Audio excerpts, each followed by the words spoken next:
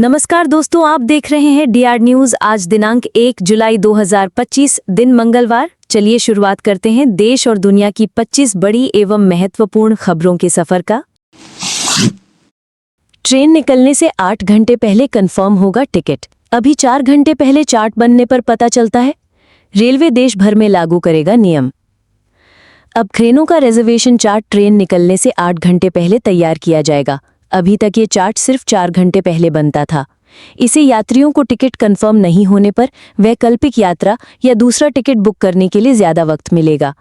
ये फैसला हाल ही में रेल मंत्री अश्विनी वैष्णव की अध्यक्षता में हुई समीक्षा बैठक के बाद लिया गया है। रेलवे बोर्ड जल्द ही इन बदलावों को फेज वाइज लागू करेगा। कोलकाता गैंगरेप की सीबीआई जांच कराने के लिए याचिका दायर। एजुकेशन इंस्टीट्यूट में सिविल वॉलंटियर के तैनाती की भी मांग। हफ्ते के आखिर में सुनवाई संभव। कोलकाता गैंगरेप की सीबीआई जांच के लिए कलकत्ता हाईकोर्ट में सोमवार को जनहित याचिका दायर हुई। इसमें सीबीआई को मामले की प्राइमरी जांच करके कोर्ट में रिपोर्ट सौंपने का निर्देश देने का अनुरोध किया गया है। मुख्य आरोपी के राज्य की सत्ताधारी पार्टी टीएमसी से जुड़े होने के चलते ये मांग की गई है। याचिका में पीड़ित को मुआवजा देने और सरकारी एजुकेशन इंस्टीट्यूट में लड़कियों की सुरक्षा के लिए सिविल वॉलंटियर तैनात करने की भी मांग की गई है। इससे पहले दायर कुछ अन्य याचिकाओं में कोर्ट की निगरानी में मामले की जांच कराने की मांग की गई है। इस हफ्ते के आखिर में इन याचिकाओं पर सुनवाई हो सकती है। भारतीय अफसर बोले, ऑपरेशन सिंदूर में हमारे विमान तबाह हुए। पहले पाक सैन्य ठिकानों पर हमले का आदेश नहीं था, दूतावास बोला, बयान तोड़ा मरोड़ा। इंडोनेशिया में भारतीय दूतावास के सैन्य अफसर कैप्टन शिव कुमार डिफेंस अटाची के एक बयान पर विवाद हो गया है। उन्होंने कहा, ऑपरेशन सिंदूर के शुरुआती चरण में भारतीय वायुसेना को पाकिस्तानी सैन्य प्रतिष्ठानों यानी डिफेंस एस्टैब्लिशमेंट्स पर हमला करने की अनुमति नहीं थी। उसे सिर्फ आतंकी ढांचे को निशाना बनाने के निर्देश थे। इसी वजह से भारत ने कुछ लड़ाकू विमान खो दिए। कैप्टन शिवकुमार 10 जून को जकार्ता की एक यूनिवर्सिटी में भारत पाक वायु युद्ध और इंडोनेशिया की सामरिक रणनीति विषय पर सेमिनार में बोल रहे थे। इसका वीडियो अब वायरल हो रहा है। मध्य प्रदेश के पीएचई विभाग की मंत्री संपत्तिया उइके पर 1000 करोड़ रुपए कमीशन लेने के आरोप लगे हैं। इस पर लोक स्वास्थ्य यांत्रिकी यानी पीएचई विभाग ने अपने ही विभाग की मंत्री के खिलाफ जांच बैठा दी है। प्रमुख अभियंता ईएनसी संजय अंधवान ने जांच के आदेश प्रधानमंत्री से की गई शिकायत और केंद्र की ओर से मांगी गई रिपोर्ट के बाद दिए हैं। प्रमुख अभियंता कार्यालय ने सभी मुख्य अभियंता पीएचई और परियोजना निदेशक मध्य प्रदेश जल निगम को इस मामले में चिट्ठी लिखकर 7 दिन में रिपोर्ट देने को कहा। निर्देश में कहा गया कि भारत सरकार ने राज्य के जल जीवन मिशन को दिए 30,000 करोड़ के खर्च की जांच की जाए। साथ ही पीएचई मंत्री संपत्तियां उइके और उनके लिए पैसा जमा करने वाले मंडला के कार्यपालन यंत्री की संपत्तियों की जांच के निर्देश दिए गए थे। Amritsar police BSF Rajasthan police की बड़ी कार्रवाई। पाक बॉर्डर से 420 करोड़ की हेरोइन जब्त। पाक कनाडा से जुड़े ड्रग सिंडिकेट पकड़ा, 9 गिरफ्तार। पंजाब में नशा तस्करी के खिलाफ बड़ी कार्रवाई करते हुए अमृतसर कमिश्नरेट पुलिस ने बीएसएफ और राजस्थान पुलिस के साथ मिलकर एक अंतर्राष्ट्रीय ड्रग सिंडिकेट का भंडाफोड़ किया है।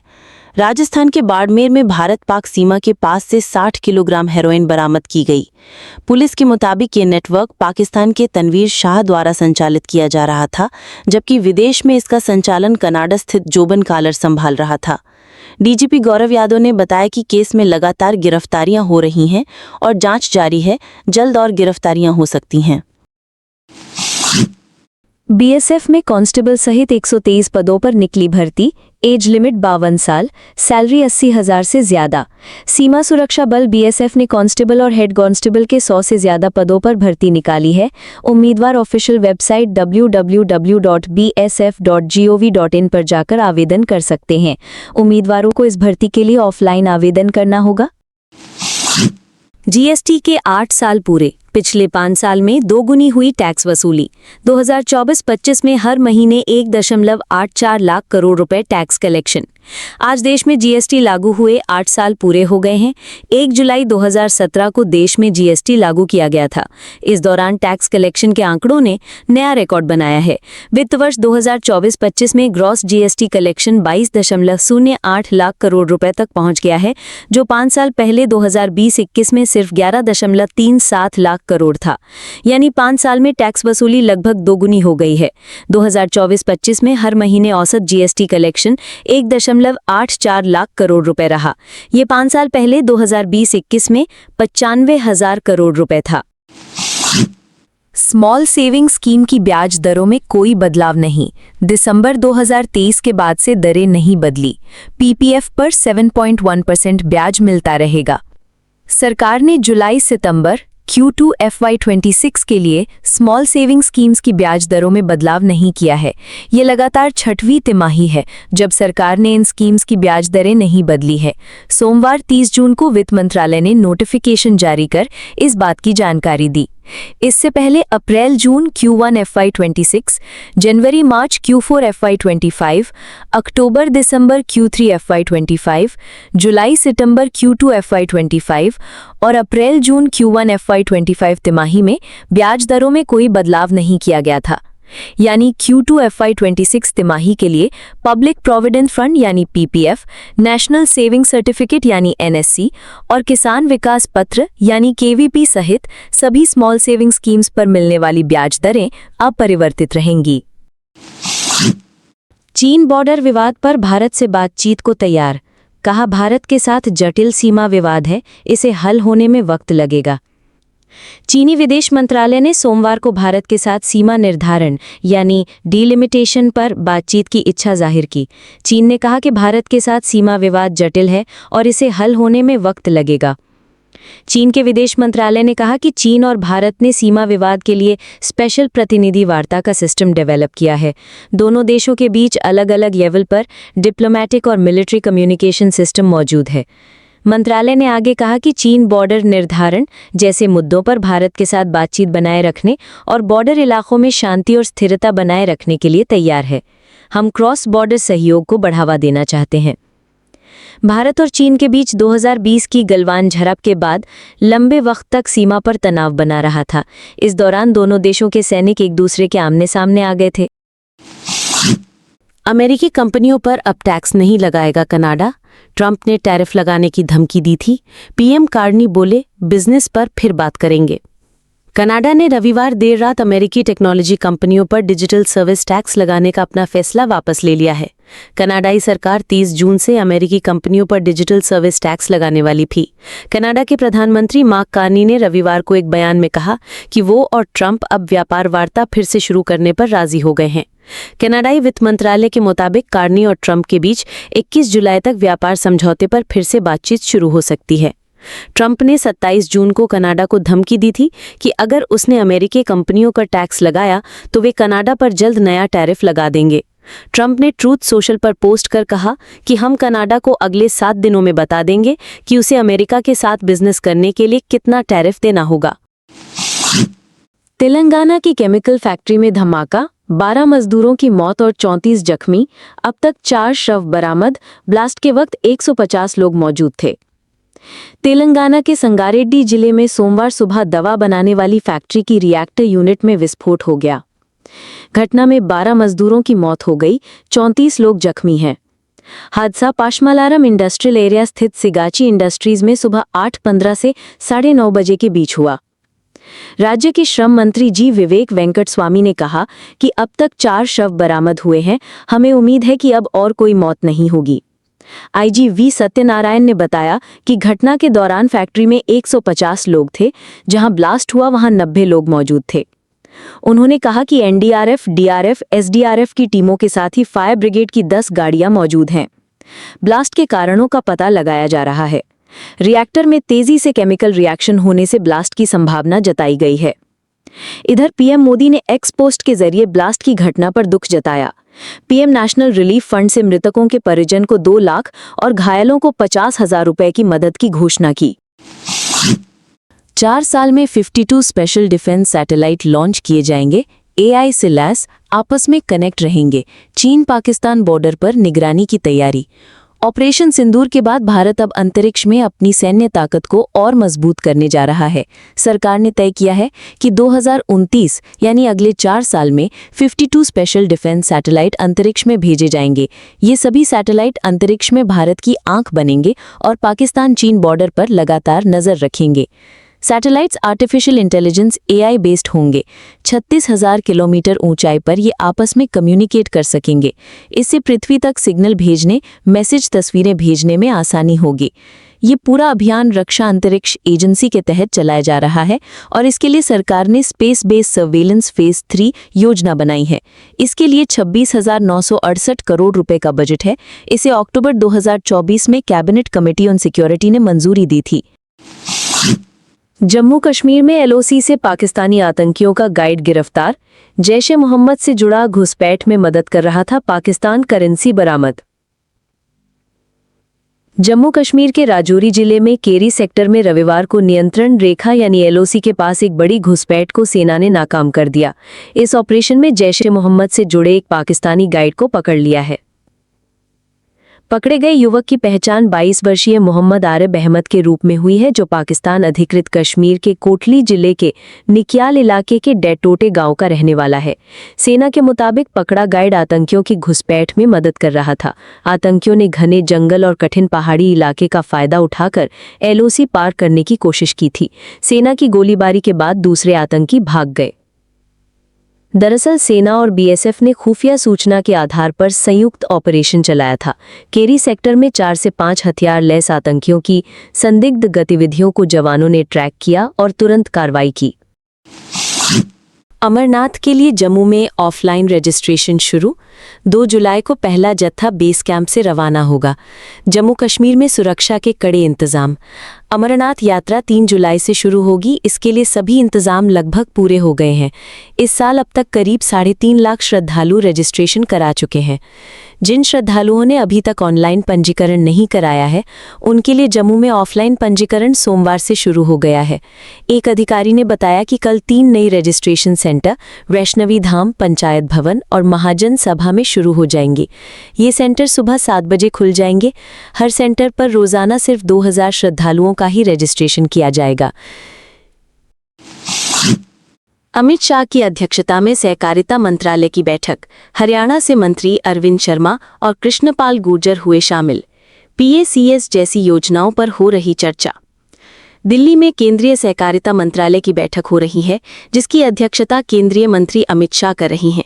इस बैठक में हरियाणा से केंद्रीय राज्य मंत्री कृष्णपाल गुर्जर और राज्य के सहकारिता मंत्री अरविंद शर्मा शामिल हुए हैं।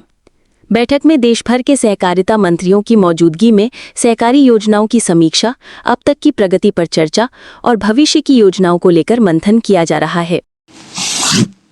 कोलकाता गैंगरेप CCTV फुटेज से पुष्टि हुई। आरोपी छात्रा से जबरदस्ती करते दिख रहे। SIT मेंबर्स की संख्या 5 से बढ़ाकर 9 की गई। कोलकाता की लॉ छात्रा से गैंगरेप मामले में CCTV फुटेज से गैंगरेप की पुष्टि हुई है। कॉलेज के CCTV में 25 जून की दोपहर 3:30 बजे से रात 10:50 तक करीब 7 घंटे की फुटेजेस हैं। एक जांच अधिकारी ने बताया कि CCTV में पीड़ित छात्रा को गार्ड के कमरे में जबरदस्ती ले जाने की घटना कैद हुई है। इससे छात्रा की लिखित शिकायत में लगाए गए आरोपों की पुष्टि होती है। वहीं जिस गार्ड के कमरे में रेप हुआ था, शनिवार को उसे गिरफ्तार कर लिया गया। पुलिस ने बताया कि पूछताछ के बाद उसे गिरफ्तार कर लिया गया। मामले में अब तक कुल 4 गिरफ्तारियां हो चुकी हैं। इसके अलावा मामले में शुक्रवार को गठित स्पेशल इन्वेस्टिगेशन टीम यानी SIT में आज मेंबर्स की संख्या 5 से बढ़ाकर 9 कर दी गई। Assistant commissioner of police Pradeep Kumar Ghoshal इसे लीड कर रहे हैं। घटना 25 जून को कॉलेज के ग्राउंड फ्लोर के गार्ड रूम में हुई थी। मुख्य आरोपी मनोजीत मिश्रा 31 साल है। घटना में जैब अहमद 19 साल और प्रमित मुखर्जी 20 साल शामिल हैं। मनोजीत कॉलेज का पूर्व छात्र है, जबकि जैब और प्रमित कॉलेज के छात्र हैं। जामिया मिलिया इस्लामिया में 143 पदों पर निकली भर्ती। एज लिमिट 50 साल, सैलरी 2 लाख से ज्यादा। जामिया मिलिया इस्लामिया ने दिल्ली में नॉन टीचिंग के 143 पदों पर भर्ती निकाली है। इस भर्ती के लिए उम्मीदवारों को ऑफलाइन आवेदन करना होगा। Maharashtra state electricity distribution company में 180 पदों पर भर्ती, एज लिमिट 40 साल, सैलरी 1.5 लाख से ज्यादा। Maharashtra state electricity distribution company limited में 180 पदों पर भर्ती निकली है। उम्मीदवार ऑफिशियल वेबसाइट mahadiscom.in पर जाकर आवेदन कर सकते हैं। धोनी कैप्टन कूल नाम को ट्रेडमार्क करा रहे, एक ट्रेडमार्क पहले से रजिस्टर्ड। वकील बोले ये नाम एमएसडी के साथ बरसों से जुड़ा है। पूर्व भारतीय कप्तान एमएस धोनी ने कैप्टन कूल को ट्रेडमार्क कराने के लिए आवेदन किया है। अगर उन्हें इस शब्द के ट्रेडमार्क राइट्स मिल जाते हैं तो कैप्टन कूल शब्द का प्रयोग कोई व्यक्ति या संस्था नहीं कर सकेगी। धोनी ने 5 जून को ट्रेडमार्क्स रजिस्ट्री पोर्टल के माध्यम से ऑनलाइन आवेदन जमा किया। वे कोचिंग और ट्रेनिंग सेंटर्स के लिए कैप्टन कूल का उपयोग करने के लिए विशेष अधिकार चाहते हैं। पूर्व भारतीय कप्तान के आवेदन को शुरुआत में ट्रेडमार्क्स अधिनियम की धारा 11(1) के तहत बाधा का सामना करना पड़ा, क्योंकि इस नाम से पहले से ही एक ट्रेडमार्क रजिस्टर्ड था। ऐसे में नए ट्रेडमार्क से लोग भ्रमित हो सकते थे। धोनी के वकीलों ने तर्क दिया कि कैप्टन कूल नाम धोनी से पिछले कई सालों से जुड़ा हुआ है। इसे जनता, मीडिया और प्रशंसकों ने बड़े पैमाने पर अपनाया है। ललित मोदी को 10.65 करोड़ रुपए के जुर्माने से राहत नहीं, सुप्रीम कोर्ट से याचिका खारिज। 2009 आईपीएल में हुई गड़बड़ियों पर लगा था फाइन। सुप्रीम कोर्ट ने सोमवार को आईपीएल के पूर्व चेयरमैन ललित मोदी की याचिका को खारिज कर दिया। याचिका में ललित ने अपने ऊपर लगे 10.65 करोड़ रुपए का जुर्माना बीसीसीआई से भरवाने की मांग की थी। ये जुर्माना प्रवर्तन निदेशालय ईडी ने फॉरेन एक्सचेंज मैनेजमेंट यानी फेमा के उल्लंघन के लिए उन पर लगाया था। जस्टिस पीएस नरसिन्हा और जस्टिस आर महादेवन की बेंच ने मोदी की याचिका को जवाब लायक नहीं बताया और कहा कि इस मामले में मोदी चाहें तो सिविल कोर्ट में कानूनी उपाय आजमा सकते हैं, लेकिन बीसीसीआई पर कोई सीधा आदेश नहीं दिया जा सकता। स्टारलिंक अमेजन ने भारत में शुरू की नई पार्टनरशिप, वीसैट कंपनियों के साथ डील साइन की। सैटेलाइट ब्रॉडबैंड सर्विस जल्द शुरू करेंगी। अमेरिका की 2 बड़ी सैटेलाइट कंपनियों स्टारलिंक और अमेजन कुइपर ने भारत में पहली बार वीसैट कंपनियों के साथ कमर्शियल डील साइन की है। सूत्रों के मुताबिक ये पार्टनरशिप भारत में एंटरप्राइज यानी कि B2B और सरकारी यानी कि B2G सेक्टर में सैटेलाइट ब्रॉडबैंड सर्विस शुरू करने की दिशा में बड़ा कदम है। ये डील्स तब हुई हैं जब भारत में सैटेलाइट स्पेक्ट्रम का ऑफिशियल एलोकेशन अभी बाकी है। सोना चांदी के दाम में तेजी, सोना 102 रुपये बढ़कर 95,886 रुपये पर पहुंचा। चांदी 1,06,000 रुपये किलो बिक रही है। सोनी चांदी के दाम में 30 जून को बढ़त रही। India Boolean and jewellers association IBJA के अनुसार 24 कैरेट सोने का दाम 102 रुपये बढ़कर 95,886 रुपये प्रति 10 ग्राम पर पहुंच गया है। इससे पहले इसका दाम 95,784 रुपये पर था। वहीं चांदी की कीमत 317 रुपये बढ़कर 1,05,510 रुपये प्रति किलोग्राम हो गई है। इससे पहले ये 1,05,193 रुपये पर थी। वहीं 18 जून को चांदी ने 1,09,550 रुपये और सोने ने 99,454 रुपये का ऑल टाइम हाई बनाया था। कर्नाटक बैंक के CEO और एग्जीक्यूटिव डायरेक्टर का इस्तीफा, शेयर करीब 6% टूटा। मई में बैंक ऑडिटर्स ने कुछ खर्चों पर सवाल उठाए थे। कर्नाटक बैंक के मैनेजिंग डायरेक्टर और CEO श्री कृष्णन हरिहर शर्मा और एग्जीक्यूटिव डायरेक्टर शेखर राव के इस्तीफे की खबर रविवार देर रात सामने आई थी। सर्बिया में राष्ट्रपति के इस्तीफे को लेकर प्रदर्शन, हजारों लोगों ने सड़कें ब्लॉक की। रेलवे स्टेशन का शेड गिरने को लेकर 8 महीने से नाराजगी। सर्बिया में राष्ट्रपति अलेक्जेंडर वुसिक के इस्तीफे और तुरंत चुनावों की मांग को लेकर कई शहरों में प्रदर्शन ने एक बार फिर से जोर पकड़ लिया है। रविवार रात से आज सुबह तक हजारों प्रदर्शनकारियों ने राजधानी बेलग्रेड और अन्य शहरों में सड़कें जाम कर दी। प्रदर्शनकारियों ने बेलग्रेड के कई जगहों पर लोहे की बाड़ और कचरे के कंटेनर से सड़कों को ब्लॉक कर दिया। सावा नदी पर बने पुल पर भी गाड़ियों की आवाजाही रोक दी गई। नोवी साइड में प्रदर्शनकारियों ने सत्तारूढ़ पॉपुलर सर्बियाई प्रोग्रेसिव पार्टी के ऑफिस पर अंडे फेंके। इससे पहले शनिवार रात बेलग्रेड में लगभग 1,40,000 लोग सड़कों पर उतरे थे। प्रदर्शन के दौरान पुलिस और प्रदर्शनकारियों में झड़प हुई। पुलिस ने आंसू गैस के गोले और साउंड बम दागे और दर्जनों लोगों को गिरफ्तार कर लिया। अब इनकी रिहाई की मांग हो रही है। सर्बिया में 1 नवंबर 2024 को नोवी सैड रेलवे स्टेशन का शेड गिरने से 16 लोगों की मौत हो गई थी। दिसंबर में सरकार के खिलाफ लोगों का विरोध प्रदर्शन शुरू हुआ था, जो पिछले 7 महीने से जारी है। लोगों का आरोप है कि निर्माण परियोजनाओं में भ्रष्टाचार की वजह से हादसा हुआ। ट्रंप बोले मस्क स्मार्ट है लेकिन उनकी नाराजगी गलत। टेस्ला सीईओ ने अमेरिकी टैक्स बिल को विनाशकारी बताया था। ट्रंप शासन से इस्तीफा दे चुके।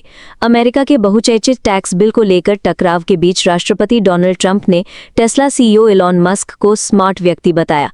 ट्रंप ने रविवार को फॉक्स न्यूज पर एक इंटरव्यू में कहा, मस्क एक शानदार व्यक्ति हैं लेकिन वे थोड़े नाराज हो गए थे, जो ठीक नहीं था। ट्रंप ने कहा, मैंने उनसे ज्यादा बात नहीं की है लेकिन वे एक स्मार्ट व्यक्ति हैं। मुझे पता है कि वे हमेशा अच्छा परफॉर्म करेंगे। उन्होंने चुनाव के दौरान मेरे लिए प्रचार किया। वे मस्क इलेक्ट्रिक गाड़ियों पर टैक्स कटौती रद्द करने से परेशान थे। मैं नहीं चाहता कि हर किसी के पास इलेक्ट्रिक कार हो, उनके लिए ये मुश्किल बात है। आरोप है कि निर्माण परियोजनाओं में भ्रष्टाचार की वजह से हादसा हुआ। थाईलैंड में प्रधानमंत्री शिनवात्रा के खिलाफ विरोध प्रदर्शन कंबोडियाई नेता के साथ फोन कॉल पर सेना के जनरल की आलोचना की थी। थाईलैंड की राजधानी बैंकॉक में शनिवार को हजारों लोगों ने प्रधानमंत्री पायतोंग तारण शिनवात्रा के इस्तीफे की मांग को लेकर जोरदार प्रदर्शन किया। ये विरोध प्रदर्शन कंबोडिया के साथ सीमा विवाद के बीच हुआ। मई में थाईलैंड और कंबोडिया के बीच एक विवादित बॉर्डर इलाके को लेकर झड़प हुई थी। इसके बाद पायतोंग तारण ने कंबोडिया के पूर्व पीएम हुन सेन से फोन पर बात की। इस बातचीत में शिनवात्रा ने सेना के जनरल बुनसिन पडकलांग की आलोचना की थी। इस बातचीत का बाद में ऑडियो लीक हो गया, जिसे लेकर शिनवात्रा को माफी मांगनी पड़ी। बैंकॉक पोस्ट की रिपोर्ट के मुताबिक सरकार विरोधी प्रदर्शनकारियों ने शिनवात्रा के इस्तीफे की मांग को लेकर अपना विरोध तेज करने की कसम खाई है। प्रदर्शनकारियों ने शनिवार को विजय स्मारक पर अपनी रैली बाद ये शपथ ली।